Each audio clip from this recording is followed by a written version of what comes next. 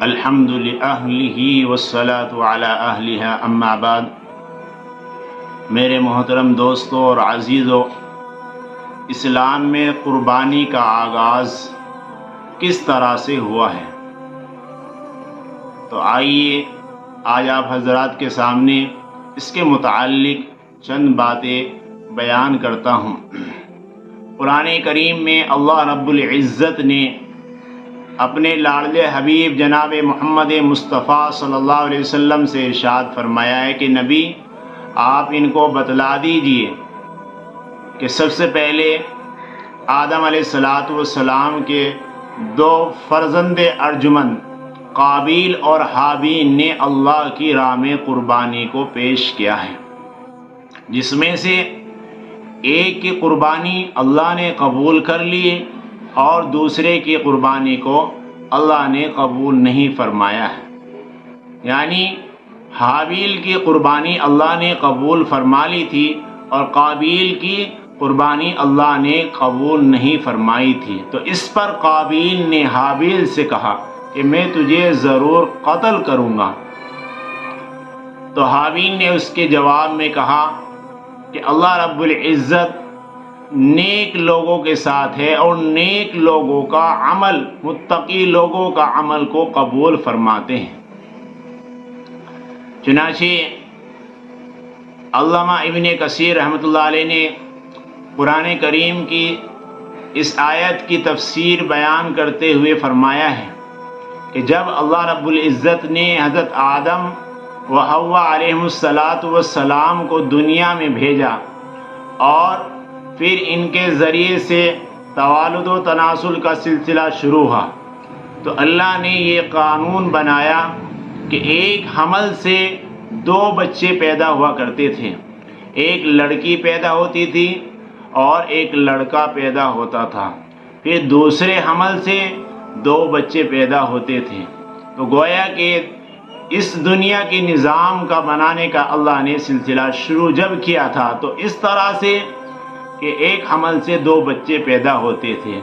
تو وہ دونوں بچے آپس میں حقیقی بہن بھائی کہلاتے تھے، آپس میں دونوں حقیقی تھے، ان کا آپس میں دونوں کا رشتہ، دونوں کا نکاح ہونا جائز نہیں تھا۔ تو اللہ نے اس وقت کی ضرورت کا لحاظ کرتے ہوئے یہ ارشاد فرمایا کہ جو پہلے حمل کا لڑکا ہے اور دوسرے حمل کا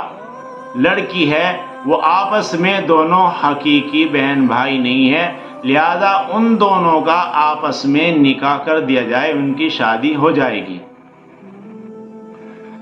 تو اب صورت یہ پیش آئی کہ جو پہلے حمل سے قابیل تھا اس کے ساتھ پیدا ہونے والی جو لڑکی تھی وہ بڑی حسین و جمیل خوبصورت تھی، اور دوسرا حمل جو حابیل کا ہے اس کے ساتھ جو لڑکی تھی وہ بد شکل تھی۔ اب قابیل نے یہ کہا کہ میں اس لڑکی سے شادی نہیں کرتا، بلکہ میں تو جو میرے ساتھ پیدا ہوئی ہے میں اسی لڑکی کے ساتھ شادی کروں گا، اسی سے نکاح کروں گا۔ حضرت آدم علیہ السلام جو والد امجد ہیں، انہوں نے دیکھا کہ شریعت کے مطابق یہ غلط کہہ رہا ہے، کیونکہ شریعت کا جو قاعدہ ہے، جو قانون ہے، اس میں یہ ہے کہ پہلے حمل والا لڑکا دوسرے حمل والی لڑکی سے شادی کرے گا۔ اب تو دونوں بھائیوں میں اختلاف ہو رہا ہے، تو اس اختلاف کو دور کرنے کے لیے، تاکہ ان دونوں کے اندر یہ اختلاف ختم ہو جائے، تو حضرت آدم علیہ السلام نے ایک صورت تجویز فرمائی، اور وہ صورت یہ ہے کہ آدم علیہ السلام نے اپنے دونوں بیٹے حابیل اور قابیل سے کہا کہ تم دونوں اللہ کی راہ میں قربانی پیش کرو، جس کی قربانی اللہ نے قبول کر لی تو گویا کہ اس کو وہ لڑکی دے دی جائے گی، اس لڑکی سے اس کا نکاح کر دیا جائے گا۔ اب دونوں بھائی اس بات پر رضامند ہو گئے کہ چلو تاکہ مسئلہ ہی سلجھ جائے، آسانی ہو جائے، دونوں بیٹوں نے اپنے باپ کی بات کو مان لیا۔ تو اور اس وقت کی قربانی کی علامت ہونے کی یہ بات تھی کہ اللہ رب العزت دکھلا دیا کرتے تھے کہ تمہاری قربانی قبول ہوئی ہے، قربانی قبول نہیں ہوئی ہے، تو اس وقت پتہ چل جایا کرتا تھا۔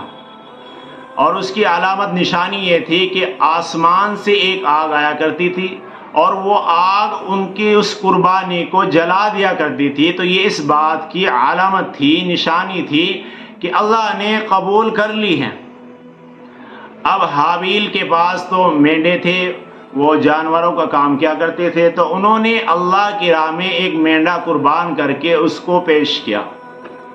قابیل کاشتکار تھا، کھیتی کا کام کیا کرتا تھا، تو اس نے اناج اور غلہ لا کر رکھ دیا۔ دونوں نے اپنی قربانی کو اللہ کی راہ میں رکھ دیا، پیش کر دیا۔ اس کے بعد ہوا یہ کہ قانون کے مطابق اللہ کی جانب سے آگ آئی، تو جب وہ آگ آئی تو اس نے قابیل کی قربانی جو اس نے پیش کی اس کو چھوڑ دیا، اس کو نہیں جلایا، بلکہ حابیل نے جو قربانی پیش کی تھی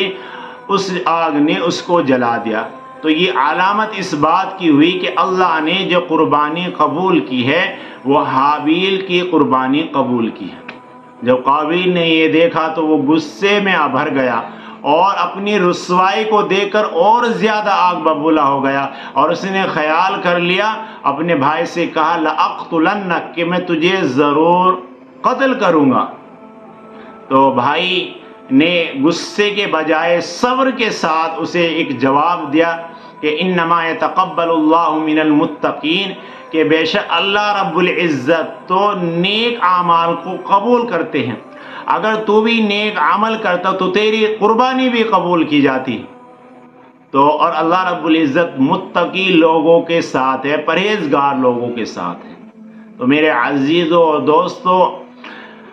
تو گویا کہ اللہ کی راہ میں سب سے پہلے قربانی جو پیش کی گئی ہے وہ حضرت آدم علیہ السلام کے دو صاحبزادے قابیل اور حابیل نے پیش کیا، جس میں سے اللہ نے حابیل کی قربانی کو قبول کر لیا ہے اور قابیل کی قربانی ناقابل قبول ہو گئی ہے، اس کو قبول نہیں فرمایا ہے۔ میرے محترم دوستوں اور عزیزوں، یہ قربانی شعائر اسلام میں سے ہے اور ایک عبادت ہے۔ پہلے زمانے کے اندر لوگ بتوں کے نام پر قربانیاں پیش کرتے ہیں۔ آج بھی ہمارے اس دور کے اندر لوگ سماج کے اندر دیوی دیوتاؤں کے نام پر اور نہ جانے غیر اللہ کی کن کن لوگوں کے نام پر قربانی پیش کرتے ہیں۔ تو آج بھی گویا کہ یہ رسم چلی ہوئی آ رہی ہے، لیکن اللہ رب العزت نے صاف بیان فرما دیا ہے، قرآن کریم کے اندر حکم دے دیا ہے کہ جس طرح نماز غیر اللہ کے لیے نہیں پڑھی جا سکتی ہے، نماز صرف میرے لیے پڑھی جائے گی، تو اسی طرح قربانی بھی غیر اللہ کے نام پر کی گئی تو وہ کیا ہے، جائز نہیں ہے، حرام ہے۔ تو اللہ نے قرآن کریم کے اندر ارشاد فرما دیا فَصَلِّ لِرَبِّكَ وَانْحَرْ، کہ نبی آپ ہمارے لیے نماز پڑھیے اور قربانی کیجیے۔ تو گویا کہ یہ اللہ نے جب حکم دے دیا ہے تو یہ شاعر اسلام میں سے ہے، اور غیر اللہ کے نام پر اگر قربانی کی گئی ہو تو گویا کہ وہ حرام ہے۔ جس جانور پر اللہ کا نام نہیں لیا گیا بلکہ غیر اللہ کے نام سے کوئی جانور ذبح کیا گیا ہے تو اس جانور کو کھانا، اس کا گوشت وغیرہ سب حرام ہے، اگرچہ فی نفسی ہی وہ جانور حلال کیوں نہ ہو۔ یعنی بذات خود وہ جانور حلال ہے جو ہمیں اپنی قربانیوں میں پیش کرتے ہیں، لیکن اگر غیر اللہ کے نام پر وہ جانور ذبح کیا جا رہا ہے تو پھر یہ جانور حرام ہو جائے گا۔ اور میرے محترم عزیزوں اور دوستوں، پھر یہ 10 ذی الحجہ کا دن جو ہم جسے قربانی کے نام سے یاد کرتے ہیں اور جس میں ہم قربانی کرتے ہیں، اس 10 تاریخ کی کیا حقیقت ہے؟ تو یہ بھی ایک تاریخ کے اندر بہت ہی بڑا اپنے گویا کہ اپنے اس دور کے اندر بہت بڑا ایک ایسا کام ہوا ہے کہ زمین اور آسمان نے اس سے بڑا کوئی بھی منظر نہیں دیکھا ہوگا۔ اور اس کا واقعہ آپ اور ہم سبھی جانتے ہیں کہ حضرت ابراہیم علیہ السلام جو کافی عمر کو پہنچ گئے تھے، جن کی کافی عمر آ گئی تھی اور اولاد کی نعمت سے ابھی تک محروم تھے، حضرت ابراہیم علیہ السلام کے دل میں بھی خواہش ہوئی، تمنا ہوئی کہ کاش میرے بھی کوئی اولاد ہوتی تاکہ وہ میرے بڑھاپے کا سہارا بنتی اور میرے بعد میرے مشن کی باغ ڈور کو سنبھال کر لے کر چلتی۔ اب حضرت ابراہیم علیہ السلام نے اللہ سے دعا کر دی، اللہ کے سامنے ہاتھ پھیلا لے، ربی حب لی من الصالحین، اللہ میری جھولی خالی ہے،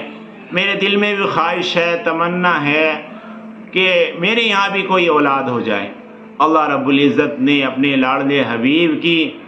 دعا کو قبول فرما لیا اور خوشخبری عطا فرما دی، فبشرناہ بغلام حلیم، کہ ابراہیم ہم نے آپ کو خوشخبری دے دی ہے کہ آپ کی یہاں لڑکا پیدا ہوگا۔ چنانچہ واقعہ تو بہت طویل ہے، بس مختصر قربانی کے متعلق آپ حضرات کے سامنے یہ بیان کرنا ہے کہ جب یہ فرزند ارجمند اس قابل ہوئے کہ وہ چلنے لگے، ابھی لڑکپن کی ہی عمر ہے کہ اللہ رب العزت نے حضرت ابراہیم علیہ السلام اپنے لاڈلے حبیب کا، اپنے خلیل کا امتحان لینا چاہا، اور امتحان کتنا سخت تھا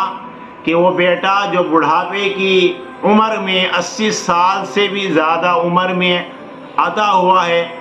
اس بیٹے کو اللہ نے خواب میں دکھا دیا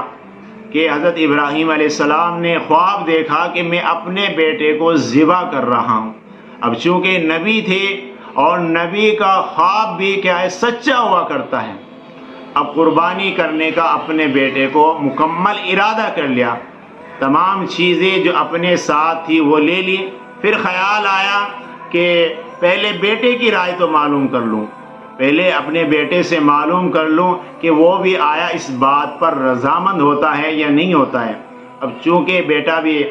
شاکر و صابر تھا، بیٹے نے کہا کہ ابا جان، آپ کو جس چیز کا حکم ملا ہے، اللہ نے جس چیز کا آپ کو حکم دیا ہے، آپ اسے کر گزریے، آپ مجھے صابر و شاکر پائیں گے۔ تو گویا کہ دونوں باپ بیٹے رضامند ہو جاتے ہیں، اور پھر اس کو بیٹے کو حضرت ابراہیم علیہ السلام اپنے لختے جگر کو قربان کرنے کے لیے جا رہے ہیں کہ شیطان راستے میں آ جاتا ہے اور بیٹے کا پہلے تو باپ کو بہکاتا ہے،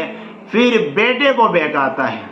تو حضرت ابراہیم علیہ السلام نے اٹھا کر کنکریاں ماری ہیں۔ اللہ کو اتنا عمل یہ پسند آیا ہے کہ قیامت تک کے لیے حاجیوں کے لیے شیطان کے کنکر مارنا یہ حج کے رکن میں سے ایک رکن بنا دیا ہے۔ تو دیکھو کس قدر اللہ کو یہ عمل پسند آیا۔ بہرحال حضرت ابراہیم علیہ السلام نے اپنے لختے جگر کو لیٹا لیا ہے اور قربانی کرنے کے لیے چھری کو گلے پر چلا دیا ہے، لیکن اللہ کی جانب سے خوشخبری مل گئی، فبشرناہ بغلام حلیم۔ اللہ رب العزت نے کہا کہ اے ابراہیم، تم نے اپنا خواب سچ کر دکھایا، جس چیز کا تمہیں حکم دیا تھا تم نے اس کو پورا کر دیا، ہم تم سے خوش ہو گئے ہیں۔ ان ھذا لہو البلاء المبین، یہ تو بڑا ہی سخت امتحان تھا، بڑی آزمائش تھی، جسے اللہ بھی خود بڑا آزمائش کہہ رہے ہیں کہ ایک لختے جگر جو 80 سال کی عمر میں ملا تھا، جو بڑھاپے کا سہارا تھا، لیکن اللہ کی راہ میں اسے یہ قربان کرنے کے لیے چل دیے اور پورا کام ہی کر دیا۔ اس کے بعد اللہ رب العزت نے جنت سے مینڈا اتروا دیا اور وہ پھر قربانی اس مینڈے کی گئی۔ تو گویا کہ یہ 10 ذی الحجہ جس میں ہم قربانی کرتے ہیں، یہ 2 باپ اور بیٹوں کی بہت بڑی قربانی کا نتیجہ ہے کہ اللہ رب العزت نے حضرت ابراہیم علیہ السلام اور ان کے لختے جگر حضرت اسماعیل علیہ السلام کی اس قربانی کو قیامت تک کے زندہ کر دیا کہ ہر ایک مسلمان پر واجب کر دیا ہے کہ جو بھی صاحب نصاب ہو، جس کے پاس مالیت ہے، اس کے اوپر لازم اور ضروری ہے کہ وہ قربانی کرے اور حضرت ابراہیم علیہ السلام کی اس سنت پر عمل کرے۔ اور میرے محترم دوستو اور عزیزو، یہ قربانی کا عمل کوئی چھوٹا عمل نہیں ہے، بلکہ یہ بہت بڑا عمل ہے جو اللہ کو اس قدر محبوب اور اس قدر پسندیدہ ہے۔ آتا ہے حدیث مبارکہ میں کہ اللہ رب العزت کو قربانی کے ایام میں، قربانی کے دنوں میں کوئی بھی انسان کا عمل، خواہ وہ کیسا بھی عمل کر رہا ہے، قربانی سے بڑا ہوا نہیں ہے۔ تو آج ہمیں مسلمانوں کو بھی ضرورت ہے کہ ہم قربانی کو خوش دلی کے ساتھ کریں، اپنے اوپر بوجھ نہ سمجھیں کہ قربانی جو ہم کر رہے ہیں خام خواہ ہم جانوروں کا خون بہا رہے ہیں یا ہمارے پیسے خرچ ہو رہے ہیں، نہیں، بلکہ اللہ رب العزت کے یہاں تمہاری قربانیاں قبول ہو رہی ہیں، اور اس پر کتنا بڑا اجر اور ثواب اللہ رب العزت آپ کو عطا فرمائیں گے۔ حدیث مبارکہ میں اس کی بھی آتی ہے کہ قربانی کے جانور کے ہر